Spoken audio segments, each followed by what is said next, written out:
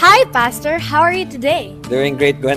We're glad to hear that, Pastor. We really loved your message today. Yes, Pastor, and we've been learning so much about Jesus this whole month. Like a lot. We actually have a question for you. So according to Malachi 4 verse 6 and the supporting scriptures, what practical steps can parents and children take to build a Christ-centered relationship? One rooted in love, purpose, respect, forgiveness, and a shared commitment to follow Christ. Which of these steps do you find most challenging or most essential, and why? Moving forward, or based on Malachi chapter 4 verse 6, it says that the hearts of the parents will be turned towards their children and the children towards their parents.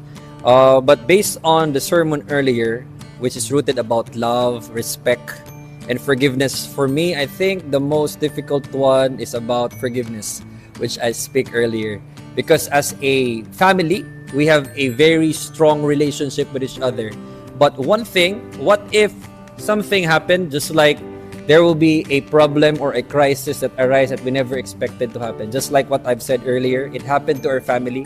It doesn't come instantly with just a snap of a finger and you could release forgiveness. It is all about God's grace, rooted by the grace and the forgiveness that God has given us.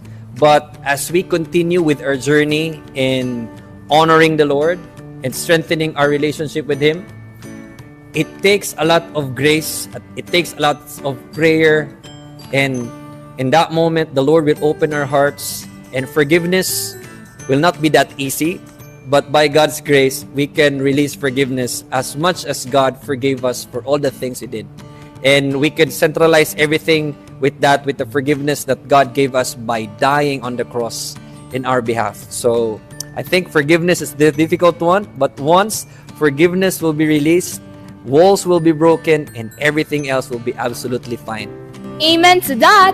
Friends, following Jesus doesn't stop after Kids Month. It continues every day.